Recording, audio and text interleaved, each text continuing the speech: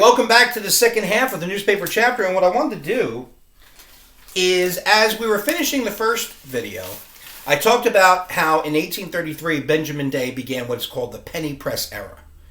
That pretty much exists still today. I mean, newspapers have slid considerably in their influence on our media and our everyday lives. I mean, newspapers at one time were so popular in how we got our news that you would get a morning, noon, and evening edition. Yes, there would be an edition that would come out at noon. And you kind of see this sometimes in old movies and TV shows. And I remember as a kid, I saw this right at the end. As I was a kid growing up in the 70s, it was about the last time you started to see evening editions. But I remember seeing TV shows where people would come home from work and read a newspaper. And I always thought that was kind of weird. Why would you read a newspaper in the evening if all that news happened yesterday? Well, no. Typically, an evening edition went to press at about 2 o'clock in the afternoon. Well, anyway, so here, for example, is today's New York Post. It only costs $2, which I think in the penny press era, this is still a penny press era because $2 is still not a whole lot. Now, one of the first things you see on page 1 is a big ad. I think is that a real estate ad? No, it's for... it is a real estate. Okay. And then you have some, news. You have some articles on world news, some national news, politics. And then, of course, we got another big advertisement for real estate. You want to live on the Hudson? Big color photos. Okay, you have page 6. You have a lot of entertainment news, a lot of stuff that you might not get if you have to look for it online. A lot of gossip. New York Post is always good for having some gossip. On the back page, of course, you got big sports. And then when you go into the sports section, well, first, what's on TV tonight? Some of the major networks and cable channels. Different articles on what's going on. What's going on with the Knicks? We got extensive coverage. Actually, they beat the Bulls. Of course, these are not the Michael Jordan Bulls. And of course, as you continue looking through, we got a lot of NFL news. We got some St. John's, but look at this. You got all the odds for the upcoming games. You got the TV schedule. You got all kinds of different things. Standings, the NBA standings, the NHL standing. Oh, here they are here. All the standing. Hey, you want to go race at Aqueduct today? You want to place a bet on a horse? Here are the horses that are running. Okay? This newspaper carries a lot for only $2. You may not think so. Okay? But it still carries a lot. Now look at this. How many of you have a grandfather or grandmother who will sit with this all day? That's the puzzle page. Look at all those puzzles you got there. Couple crossword. That's Sudoku. I don't even know if I said that right. Okay. Got a couple of want ads for jobs. Not many anymore. And, of course, you even have the daily horoscope. Oh, my God, I'm a Sagittarius. No, actually, I'm not. But anyway, so you can still see for $2, there's still a lot of information in there. And it only costs $2. Now, let's be honest. News, horoscope, standings, you can get all that online. Okay? And that's a big reason why. And newspapers try. The only problem is newspapers still rely heavily on advertising. And a lot of advertisers are like, you're not reaching the audience I want, or you're not getting enough people. I'm not going to pay you $10,000 more than I did last year for a half-page ad if you're reaching less people. So it's very interesting to see for newspapers where that advertising dollar goes. And because so many people are now on electronics. To give you an example of where you really see the death of newspapers, I remember when I was in high school, and this is in the early 80s, 1982, 1983, I'm taking New Jersey Transit from Lyndhurst into Hoboken. And because there was no Secaucus exchange yet, if you wanted to get into Manhattan, you had to go to Hoboken first. Now, for those of you who have been to the Hoboken train station, you know there's like 14 or 15 tracks, and all these trains will come in, especially in the morning. And I decided I was going with some of my friends. We ditched school or something like that, and we're going into Manhattan. And when you get off the trains, there used to be these huge, like 60-gallon cans all up and down where the trains came in. And they would be full of newspapers. Because, of course, people who started off in Ramsey or Mahwah or, out in West Jersey, and everybody taking the trains right into Hoboken, would have their newspaper, read the newspaper on the train, and then throw them away. Of course, most of those bins are now empty. Because a lot of people, if they are reading something on their way to work on the trains, are reading them on their devices, whether it's a laptop, their phones, or an iPad, their tablet. So it's going to be interesting. I personally think newspapers will end soon. There's only really one newspaper that's still making money, especially online. See, a lot of newspapers try to go online, can't make a buck. The New York Times, they've tried it. They tried to charge you, then they try to make it free. They try to charge you. The New York Times can't make a buck. The only newspaper that makes a buck online is the Wall Street Journal. Okay? The Wall Street Journal, that's because it doesn't matter who you are or where you are. You want the best financial news for like your stock investments? Maybe that little GameStop? You go to the Wall Street Journal. So they're about one of the only newspapers that's still making a buck online with their online edition. So now let's continue talking about newspapers as we get, Benjamin Day really ushers in this era. I mean, so newspapers exploded. Not only just all over New York City exploded with newspapers. Especially because more and more people kept coming in, so there was a market for it. And people, as they're coming in, some of them may not have been able to read English, but they certainly needed to see where this place was where I could buy food or furniture or clothing or get an apartment. Okay? So the newspapers exploded. They all cost a penny, 2 cents, 3 cents as we went on. And then something comes around called the telegraph.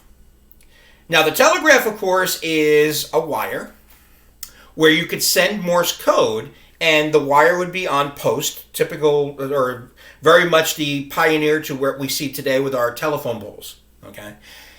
And those posts could, you could send Morse code and it would travel a few miles to a station, and that station would then relay it to the next station, like 10 or 12 miles away or something like that, and so on and so forth. But now news could be a little more immediate. And this became very important with newspapers as we got to the Civil War. See, now with the Civil War, if you, especially in the northern states where you had heavy population areas, it was important. People wanted to know what was going on. And they wanted it immediately. I mean, immediacy when it comes to media has always been important. You see it today. You go ahead, punch in a website, and then hit enter. If that website doesn't come up within 2 to 3 seconds, you are bitching. All right? Freaking Wi-Fi, sucks. So now imagine if, for example, let me bring it up here.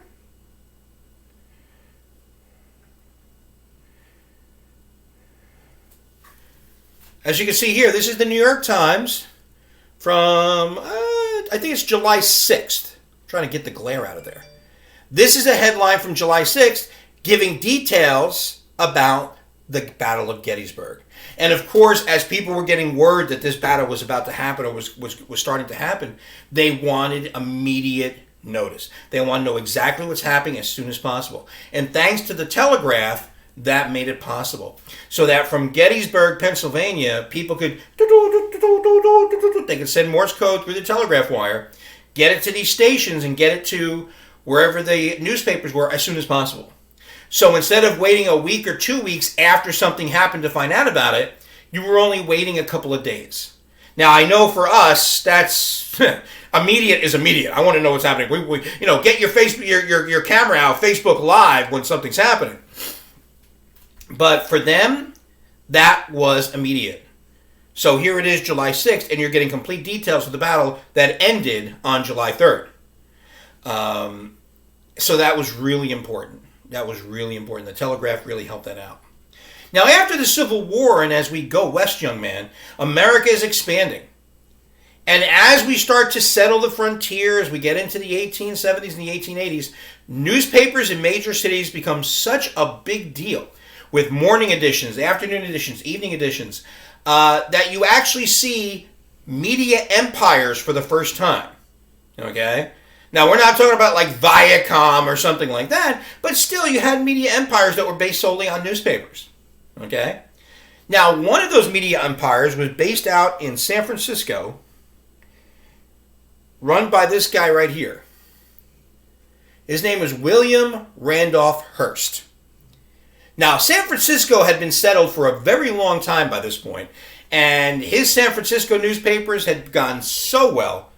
Hearst newspapers were then spread out across the country. He had newspaper in major cities all over the country, so he was making a big buck.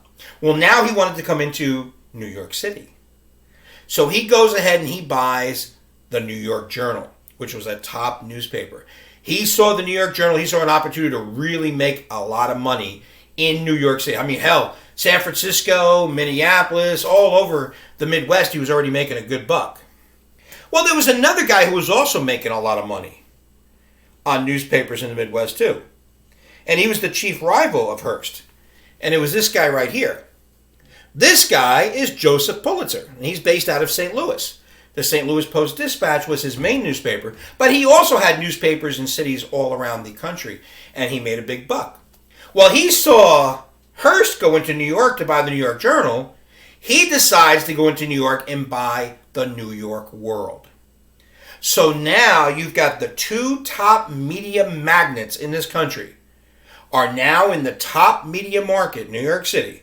And again, remember, this is the 1890s.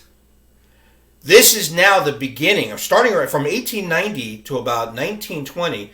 That's when immigration in this country was its heavy. This is when Ellis Island is just packed every day with new immigrants coming to this country. So, of course, those who stay, they need newspapers. And so, of course, what they started to do is they started to, I want you to buy my paper instead of Pulitzer, so we start to stretch the truth with their stories. Okay, we kind of did this, we kind of did that. As a matter of fact, they started to refer to this as yellow journalism.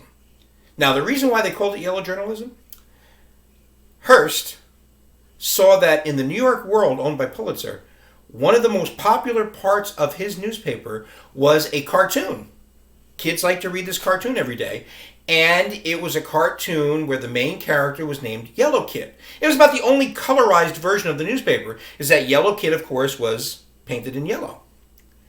Well, one night, I guess the author of the Yellow Kid comics happens to be in a bar. Somebody comes up and says, hey, don't you write that newspaper cartoon, Yellow Kid, for Pulitzer? Oh, yeah. Hey, would you like to work for Hearst? Well, I don't know. He's kind of like the competitor. We'll pay you 3 times more than what Pulitzer pays you. Okay. Next day, Yellow Kid appears in the New York Journal for William Randolph Hearst. And that's why they refer to this as yellow journalism, because of that duel between Pulitzer and Hearst in the late 1890s to sell newspapers. Well, in 1898, there was a little bit of tension between the United States and the country of Spain. Now, the United States was pretty much establishing himself as an industrial might. But militarily, we hadn't really established ourselves yet, but we were getting stronger. And Spain, of course, had a possession 90 miles off the coast of the United States called Cuba. And there was supposedly some tension, the U.S., Cuba, or the U.S., and not the country of Cuba, but the country of Spain, which possessed Cuba at the time. So Hearst told one of his reporters, I want you to go down to Cuba, spend 2 weeks down there, and then tell me what's going on. After 2 weeks, he gets a telegram from his reporter. Everything's quiet here, nothing going on here, nothing really happening at all. Hearst then says, you just stay down there. Trust me, something is going to happen. And then all of a sudden, on that fateful day in 1898, in Havana Harbor in Cuba, the USS Maine, a United States naval ship, happened to be in Cuba at the time, in the middle of the night, blew up. Killed over 260 U.S. sailors. Well, here, of course, was the New York Journal. That's William Randolph Hearst's headline. Crisis at hand! Treachery! What does it say? Oh, crisis at hand. Spanish treachery. Okay? $50,000 reward for anyone who could give us evidence. Now, Pulitzer was not going to be outdone. Here, of course, from New York World. Main explosion caused by torpedo. And look at that big, this is the front page. Now, get off there. There we go. Now, you think if people are walking down the streets of Manhattan looking to buy a newspaper, they're not going to buy that one? Look at that picture. Here, let me go it up a little bit higher. Look at that picture. So now, every day, the New York Journal, the New York World, big headlines, $50,000 reward for evidence of Spain doing it. We need the Spanish treachery at hand. This was a diabolical thing. What are we going to do? We need to do something. And every day people are plopping down. I think at this time, newspapers are now about 8 cents. So they're plopping that money down. Advertisers are rushing to put, advertisements into both newspapers, making Hearst and Pulitzer millions of dollars. And finally, after a few months of this, actually it was about a few weeks, President William McKinley, under steep pressure, finally then declares war on Spain. And this, of course, was the Spanish-American War. And I have to tell you, people, as a veteran of the United States Marine Corps, someone who is very steeped in the history of this country, I strongly believe, without a doubt, we are the greatest country the world has ever known. Especially, as I wrote on my Facebook the other day, about the people I knew who fought in World War II, the Battle of the Bulge, another guy who fought at Iwo Jima, watched the flag raise at Mount Suribachi, who just recently passed away in my Marine Corps League detachment. But we haven't always been perfect. And this was not a good thing that we did. We literally, and I'm going to say it quite frankly, we beat the living shit out of Spain. Spain was not ready for this. We put all our military might into it. Now, of course, you know about what happened with, President Roosevelt. Of course, at the time, he was Colonel Roosevelt. Teddy Roosevelt and the charge up San Juan Hill, with his own little army that he formed that he was allowed to do. And that, of course, was the fighting down in Cuba. But what we did out in the Philippines, we sent a whole naval fleet to attack Spain. But a lot of people don't realize that, the Philippines was also a Spanish possession for a long time. That's a big reason why, if you know some Filipino people, they'll have Spanish last names, is because Spain had such an influence for a long time on the Philippines. We went out there, we just destroyed the hell out of them. They never saw it coming. And Spain, as a world power, has never recovered from the Spanish-American War. And why did we go to war? Because the newspaper said so. There was always doubts about what really happened to the USS Maine. Later on, of course, it was proven that all it really was one of the boilers was bad and just exploded. There was no evidence of torpedoes or bombings or anything like that. So this isn't the proudest moment in our history, because we really put a beating on Spain, which they never, as a world power, never really recovered from. But it was all done by the influence of newspapers. All right, you've got your quiz. I need your quiz by Sunday, 8 p.m. Have a terrific weekend, and we'll see you, hopefully, on Monday morning.